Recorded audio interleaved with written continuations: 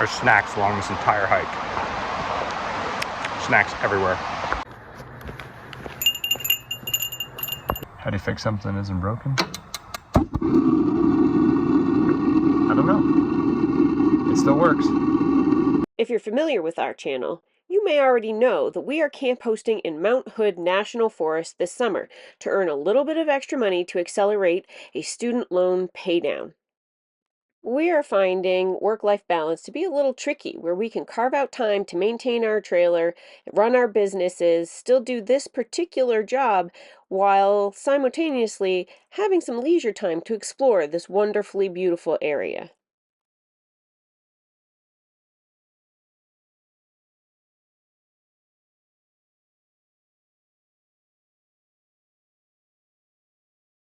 CB Dane suggested we use this.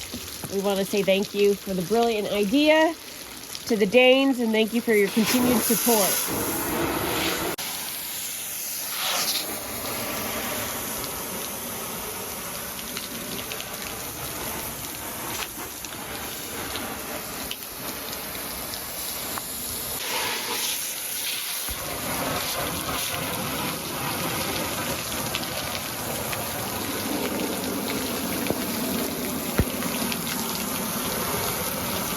It doesn't rain very much in Oregon in the summertime, and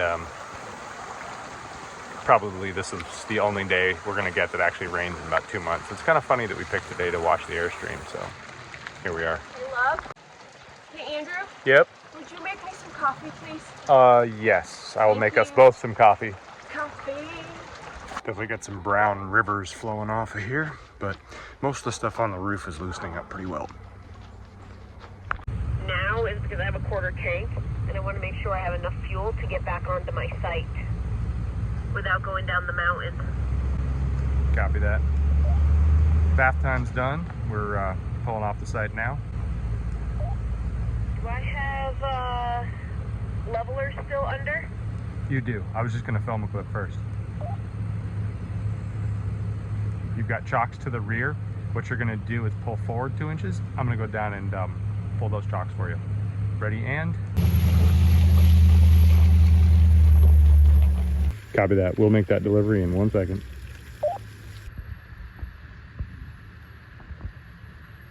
Wow, that's a lot shinier. Yeah. Oh yeah. Our coworker and friend Jake and his new dog Freddie basically saved us from ourselves. He showed up one morning on a whim for a snatch and grab after he realized we had yet to go hiking or exploring at all. Today we're hiking the Wahkeena and Multnomah Falls Loop. This loop is 5.1 miles round trip and 1,640 feet in elevation gain. We have escaped our campground. We're going to enjoy the day, get a little exercise, which we both could use. We walk a lot while we're in the campground, but we don't like hike. Team Wheeler's playing hooky. We parked on the Wahkeena Falls side and ended our hike with a beautiful view of Multnomah Falls. Oddly enough, we picked the hottest day off the mountain that we possibly could have to execute this pretty strenuous hike. There were waterfalls along the entire hike and breathtaking views of the Columbia River Gorge area. There's snacks along this entire hike. Snacks everywhere. Good day for a hike.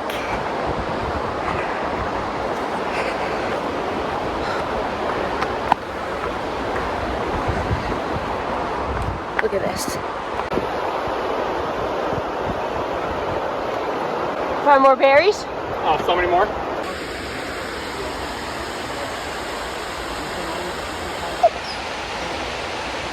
Okay, Freddie.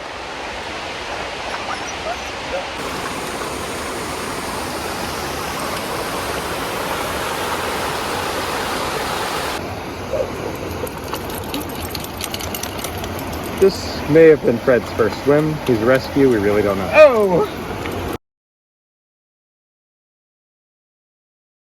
Really gonna go that way?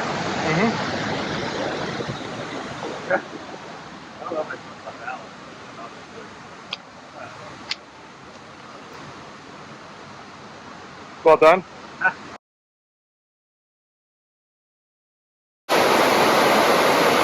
There's just waterfall after waterfall.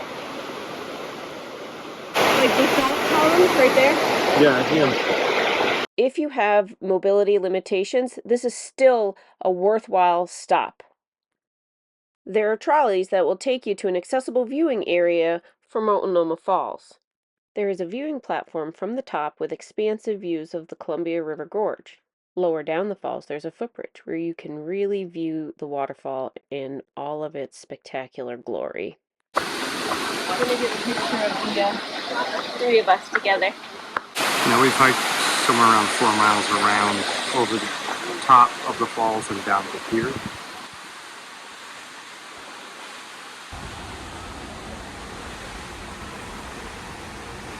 Columbia River Gorge back here, going away into the distance. It's a good day. It's a good day. We're having a good day. Almost the entire campground's turning over today. And so what that means is we've actually got a little bit of a lull where there's really nobody here and we can run the generator without disturbing anyone. So I think we're going to take advantage of that right now. It'll leave us fully charged to make it all the way through the weekend. And it's just a good time to do it when there's not a lot else to do except prep for the incoming arrivals. It wasn't working.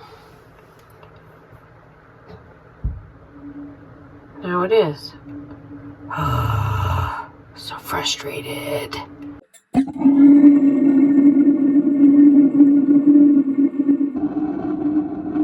just don't want to think. I don't want to think.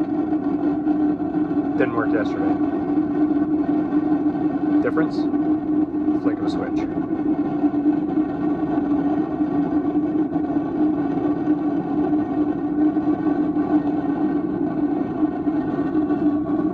But I gotta figure it out. There it is, lighting again. This time it's running a much bluer flame, which is cool.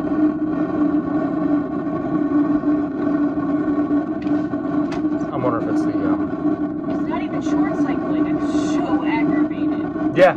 After days of no hot water, I'm so aggravated because all of a sudden you got out the board and it started I working. literally got out the board to threaten it with a new board and now it works. All I've done is shake the box at it. It's not short cycling, it's actually fired and staying on, which is the other issue. I don't know. We washed the trailer. Was it a matter of like getting a bunch of water in the compartment, you know, that exposes the electronics? I don't know. Giant mystery. So this weekend the campground was at full capacity and with 9 bathrooms to clean, we kind of need to shower when we need to shower. And this thing with its occasional acting up problems, Shauna's kind of at her wit's end waiting for this thing to be fixed versus just working most of the time. Once again, here we are with it working, but we can't rely on it, and that's a problem. So I've got to make some changes now. Water heater wasn't working. I just flicked the switch, and now it is. Yeah. It's so frustrating, these intermittent problems. I think I need that board and the stuff that we purchased last time we had this problem just installed because I'm so tired of dealing with it. I'm about to drive down the hill an hour and a half down the mountain to go to Airstream and just pick up a replacement at this point because I'm aggravated. So I picked up this board and thermocouple kit quite a while ago actually on eBay. It's the exact part numbers I need, instructions and everything. While I was waiting for it to arrive 3-4 days in the mail, I happened to flip the water heater switch. The water heater started working again. And actually this has been the story since I've owned this, that every once in a while it just stops working, give it a day, then it starts working. It'll work for months in between these intervals. But the bottom line is when you need a shower, you need hot water. You need to do dishes, you need hot water. And if we can't rely on it, we can't rely on it. This should be pretty quick. The board is held on with 2 screws, top and bottom. This wire harness clip right here, and 1 wire that goes to the thermocouple and igniter assembly. So that thermocouple and igniter assembly is also held on with 1 screw, kind of down here out of sight. So I should be able to do this pretty quickly.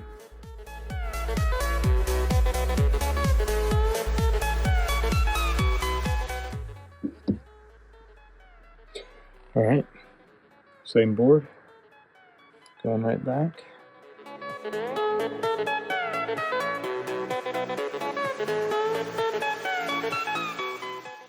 Actually, I don't know why I plug this one back in. It's the next piece we're gonna pop off. It's hard to get on any of the screws to take this assembly off. There might be a better tool for this, but that's what I'm using. It's a little square head, so there's not a lot of options.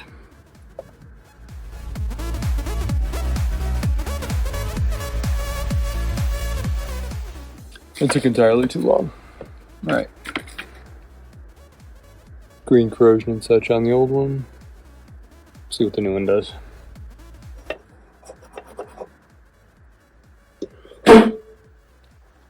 So this is just a flat piece of steel with a hole in it. It's not threaded. My thought is if I can get this screw in here like this, when I actually have to put it in place, it'll then accept the threaded screw a lot more easily. Made an executive decision here. I switched my square head screw to over here so I could put a hex head down here with the little baby wrench much more easily. Then I can take it out with that little bit combination I was using with the wrench. I really can't push on it, so this works much better with the little hex screw now holding this in. And I just traded that one up to here. How do you fix something that isn't broken? I don't know. It still works. It still works.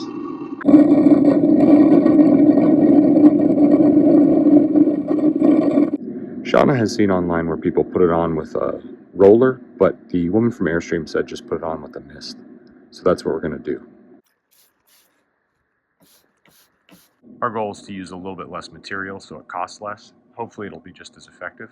Looks a little bit blotchy to me, but it's also got sort of dappled sun on it, so it's a bit hard to tell quite what's going on.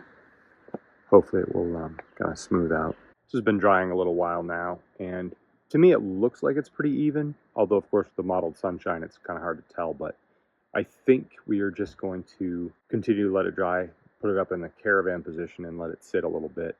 And I'll keep checking back to make sure I like the way that it's drying. And if I've got to spot treat a few areas just to make sure we've got coverage, maybe I'll do that later. All right, I was pretty happy with how the other side went, so I've just gone ahead and sprayed the road side, the small awning side. And I think I used about 90% of that bottle to coat both sides. So I guess as a rule of thumb, that bottle I'll do kind of one round of treatment. Underneath the awning edge, between the body and where the awning rolls against the body, there should be a protective sticker. It's essentially a clear decal about that wide. And ours had all kinds of dirt packed under it, so we took it off with hopes of replacing it. I'm going to try to do that now. Don't know how hard it's going to be. Stay tuned. My goal is to kind of do maybe a foot at a time and keep it in place and essentially squeegee flat so that it doesn't wind up with air bubbles under it and dust and dirt like it had before. It had green algae growing under it. It kind of has the awning pressing down, and so it just gives like a little protected area for some algae to grow, and it winds up growing underneath the decal. And you can't really clean under it, you just have to remove it. And let's put another one on. And like that, the decal is basically on here, but there's a couple things. The awning block is interfering with it. On the edge of that right now, if I snip it, it should drop flat. Hoping to make just like a small cut, just enough for it to bridge over that. Got a couple areas to squeegee looking down the line. Update, litter pickup has led us to a Kite. And it does fly, we're working on it. Not sure why somebody would have abandoned it. We've shifted down the shore slightly, the wind is a little stronger. Still working.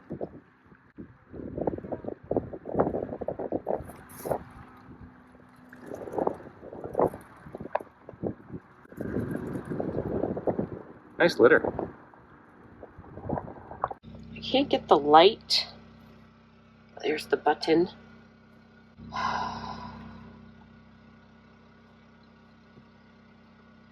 to turn off, I'm going to have to disconnect it and come back, because switches like this could turn into a fire hazard. We don't want that to happen. Looks like it's just a matter of disconnecting some Wagos, which is nice.